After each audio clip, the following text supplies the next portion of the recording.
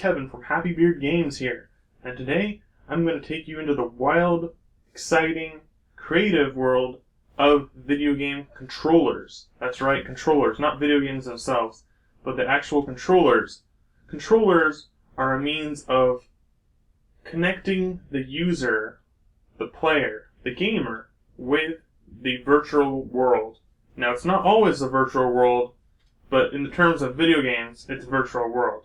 The driver's seat of your car, the cockpit of an airplane, and the wheel of a boat all include one thing: control.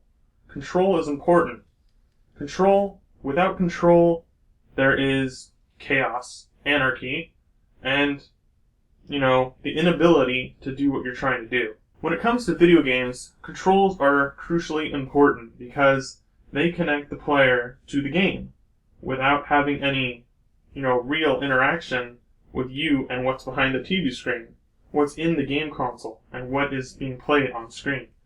Now, video games are different than real-life controllers in that it's a virtual space. It's a space being created, put onto a disc or other format, and then brought to your own house so you can connect directly without having to leave your home in most cases. Control is important. Now, in many cases, since the beginning of video games, developers, creators, and innovators have been trying to create and come up with new ways to play and control your games. Specifically, one developer and company that focuses on that, seemingly above all others, is Nintendo, which is why you'll find many of my controllers are from Nintendo, and they have the most variation from system to system. And even within that system, there is variation between controllers, different play styles, and different types to control with as an accessory to the main controller. Innovation is a key part of controlling your game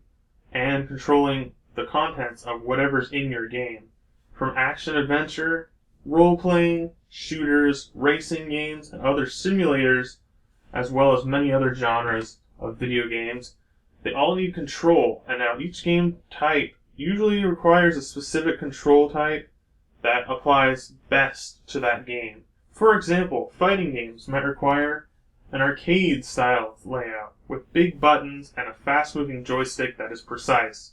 Other games, such as sports games, may feel best when you're swinging the controller as if you were actually playing the sport, except in this case, you're in your own home. Another game, shooters, they might feel better in some cases with a gun-shaped controller. However, in other cases, more precise controls are needed, such as a mouse and keyboard. When it comes to gamers, it's one of the best choices, mouse and keyboard. Now I have here a collection of some of my controllers, which you saw briefly. Now these controllers vary from various systems, various times, various decades even, and the technology differs from each one.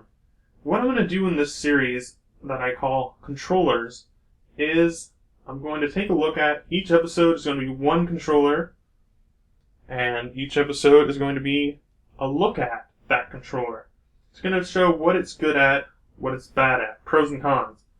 And it's also going to show what it does for that system, and then what it does for the controller specifically. Like, what do you have to do to use this controller? Do you have to know anything beforehand, or is it a pick up and play, simple experience that can work for anything? Now, these controllers are going to vary, once again, and I will show not only all those information that I just specified, but I'll show a little bit about the controller physical itself. And most of these controllers I've played with countless hours, so I know, how they work with many games. So I'll show direct gameplay, as well as direct footage of the video of me showing what the controller is on the inside as well. Some of these controllers are going to be taken apart, guys. Some of them, maybe not, but it depends on how realistically I want to damage my controller. Alright guys, there's a lot of people out there on YouTube playing video games, and most of the time you just see their faces, or the actual game footage is what you're looking at mainly. But there's a connection there between the face and the game footage, and that is brought together by the controller, you guessed it. So we're going to take a look at controllers here on Happy Beard Games, and it should be a lot of fun to learn about each controller as they are and what they do for each specific system that they are applied to. Alright guys, I hope to see you in the rest of this series for controllers. We're going to start out today with the first episode of controllers, starting now on Happy Beard Games. Let's do this!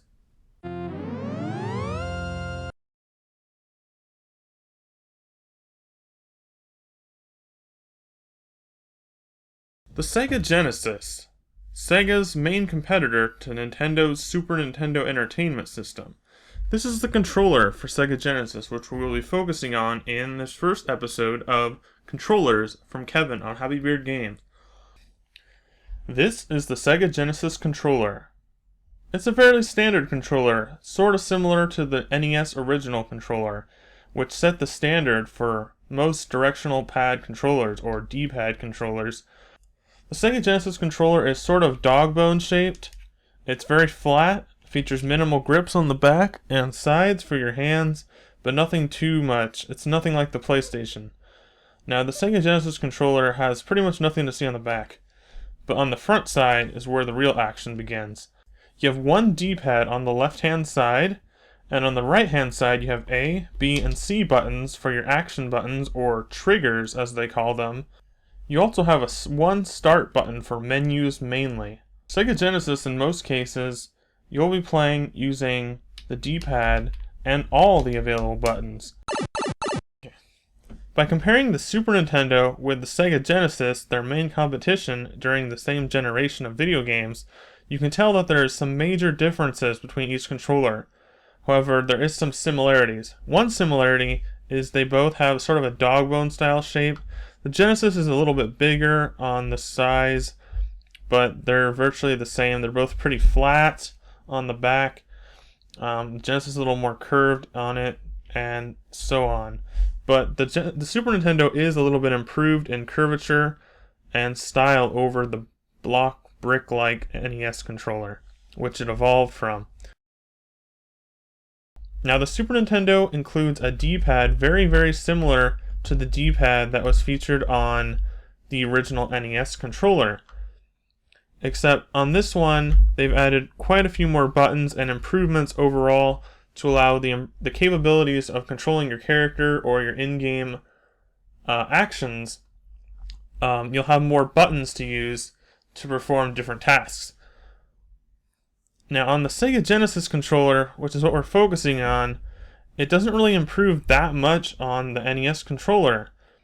It does have a similar D-pad which functions pretty much the same, but you can see it has these diagonal arrows in the corners here, which can be pressed. Most of the time you're going to want to be pushing on the left or right or up and down, and just kind of angling it. It's more of a circle feel to it.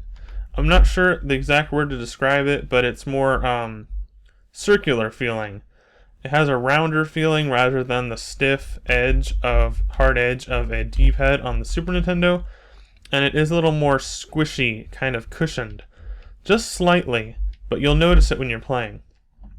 In addition, the Super Nintendo has a select and a start. SEGA Genesis, on the other hand, only has one start button.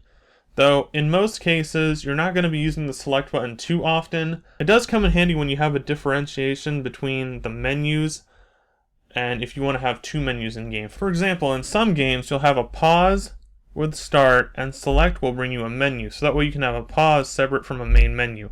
On SEGA Genesis, you'd only have either a menu or a pause in your game per game, because there's only one start button and not a start and select. Even the NES had a start and select button, so it's a little bit of a downgrade on the SEGA Genesis in terms of video games in general. In addition, the NES only had two buttons, A and B. The SEGA Genesis controller adds a third button, the C button, which is just pretty much an extension of the A and B. Similar to how there's an A, B, and now an X and Y on the Super Nintendo, which adds a second layer of buttons and enhances the controls overall. The SEGA Genesis does feature another button, but it doesn't feature 4, it features 3, which is a little odd. It's kind of an odd number, but yeah, it does its job for the games that it needs to. In fact, some games, some of the more popular games on the Sega Genesis, such as Sonic the Hedgehog, don't even require 3 buttons. They actually require 1 button, especially Sonic the Hedgehog 1. Because on Sonic the Hedgehog 1, for example, one of these buttons all do the exact same action, which is jump. The only other main advantage that the Super Nintendo has in the controller over the Sega Genesis is the inclusion of shoulder buttons, L and R. These are pretty important on some games, but on some games they might not even be used at all. In fact, some games such as Super Castlevania 4, which normally you'd be using a combination of up and your attack button, in this game you actually just use the L button. So what it does on the Super Nintendo is it allows for buttons that are used in combination, such as up and another action button. Instead of pushing that, you can do it now by one single button press. It's pretty handy. However, on the Sega Genesis, you're going to be stuck doing combos. So let's go back to focusing on the Sega Genesis controller. Now, by all means, the Sega Genesis controller does not do a bad job for playing Sega Genesis games. On certain third-party games that were on both systems and were pretty much equal on either system, such as Mortal Kombat, some of the Street Fighters, some of the other third-party licensed games. In some cases, they were pretty much the same game on both systems. But on Sega Genesis and Super Nintendo, they had very different controllers. Certain games, such as games like fighting games, which I mentioned, Mortal Kombat and Street Fighter, performed a little bit better on the Super Nintendo because their arcade counterparts usually featured more than 3 action buttons. There was another version of the Sega Genesis controller which added even more buttons, but the one that most people had by default came with the system only had these 3 buttons and looked just like this. There isn't very much similarity between these two controllers. However, if you look at the other end of the controller, the input port, you will notice that there is a similarity. These two controllers actually have the same input for the controller input, and they can also be used on each other's systems. In most cases, the Sega Genesis controller will work better on both systems, of course, but in some cases the Atari controller may work on Sega Genesis games. So they do have the same input, so that's something you want to kind of keep in mind. Let's take a look at the system itself briefly. Now, this is the familiar Sega Genesis Model 2 system. It's a little different than the Model 1. It doesn't have those switches on it, those little, I guess you'd call them switch levers or switches. I don't really know what else to call them, but it doesn't have those. What it has is a more of a Super Nintendo style layout where you have power button and a reset button and a light in the center, the Sega Genesis logo, the Genesis part of the logo up there, and this is where you put in the games. The controllers plug in very similarly to the very front of the system. They just kind of slide in like you might expect. Next, I'm going to take my second Sega Genesis Model 2 and show you the inner workings of the Sega Genesis, as well as the controller itself, which I'll be switching out with a controller that I've already taken apart. Okay, let's take a look on the inside of the Sega Genesis. Now, if you haven't seen the inside of a Genesis before, prepare to be shocked. This might have some graphic system nudity, if you know what I mean. But, yeah, so let's just take a look at the inside. This is the inside of the plastic part. Most of this part, the front cover that you know and recognize and see from the outside every time you play it, is mainly plastic. In fact, I'd say it's about 90% plastic or more. So this whole thing is plastic here. Or there's a little part right here which actually is so the LEDs will shine through the outside. So you've got that. And then this plastic protector actually comes off as the top piece. It's different than the NES, which I'll show you in a later video. It's a little different the way it's designed. But, yeah, that's it. Aside from a few screws, which I will not take those ones out now.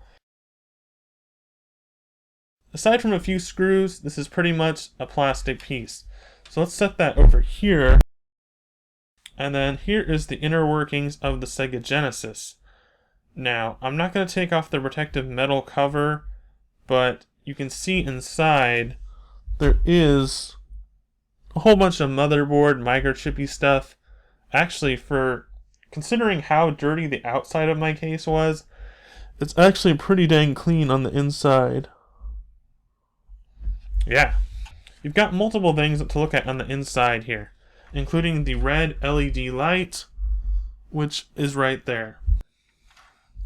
And then you've got where the game itself is inserted into when you put the game in your system. There's actually not too much to see. It's not really that exciting inside the SEGA Genesis, but it is interesting to look around inside it. If you want to take apart your own SEGA Genesis, I recommend doing it very carefully. Use a clean table, clean surface, and know that you may or may not damage, or in some cases, repair your own system. It does take a 4-pronged screwdriver, a basic screwdriver, to remove these 4-pronged screws. Now these are going to be found throughout the system, as they are indicated with this screw that I'm pointing to. And they should be fairly easy to take apart throughout the entire system. So it's very simple to get apart and opened. And it's very similar if you have an NES. If you've ever taken one of those apart, it's very similar to that. It's actually quite similar. I've never taken apart a Super Nintendo, but the NES is very similar in that it has the same metal covering and very similar layout, actually. So there's that. We didn't really need to take that apart, but let's see inside the controller itself. So I'm going to cover this guy back up. Remember, this was my second Genesis that doesn't actually work, but I have it switched out with my normal Genesis. Now we've seen inside the inner workings of the SEGA Genesis system itself, but how does that relate to the controller?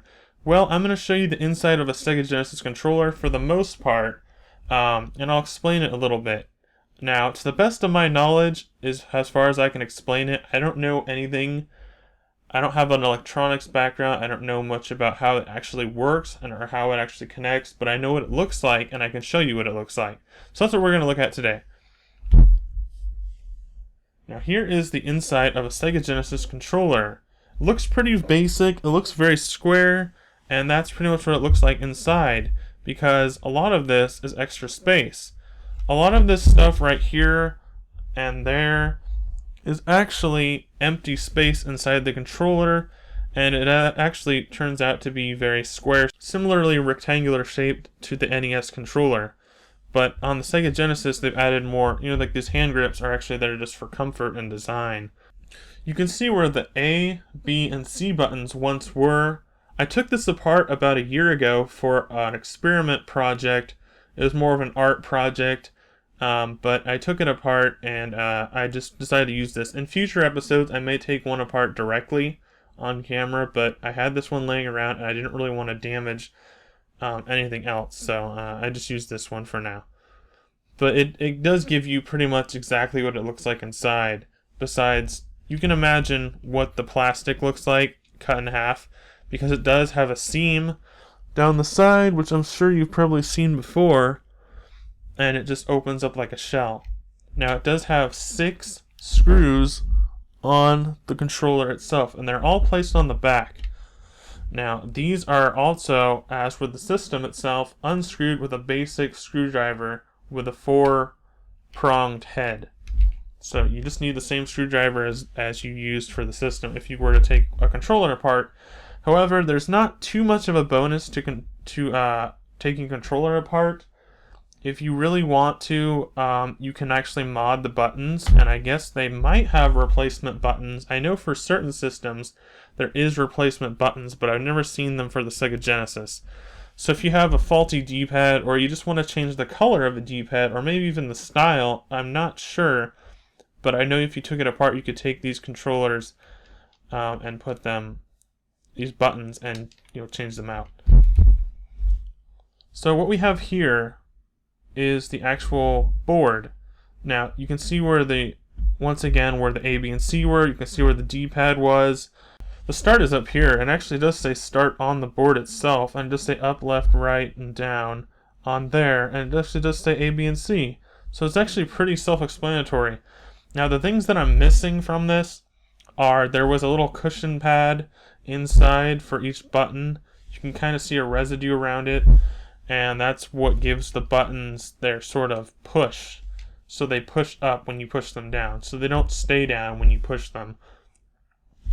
In addition, it does say SEGA, made in Malaysia, and all that good information that I don't really know much about. I believe this is somehow the chip that enables it to run or connect to the main system.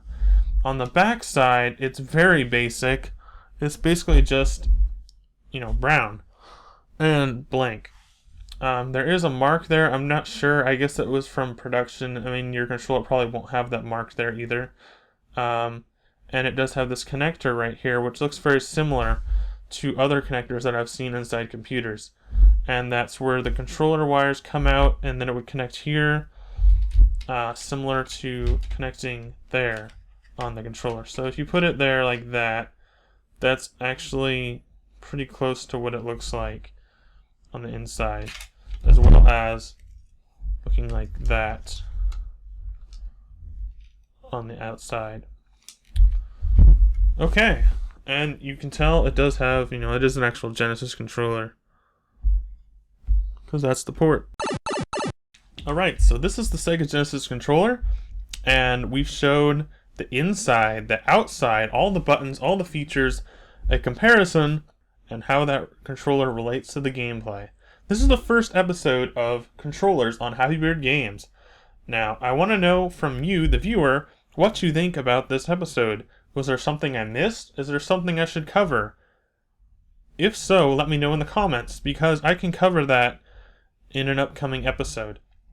If there's something I missed on the controller, or if there's something more you'd like me to show, or something more that you'd like to learn about on this controller, or any other future controller reviews, let me know that as well. If you would leave me a like, comment, share, or even a subscribe, that would be very important and very helpful for me and my channel at this point. Okay, so thanks for watching, thank you for your continued support, and until next time, Happy Beard Games, out!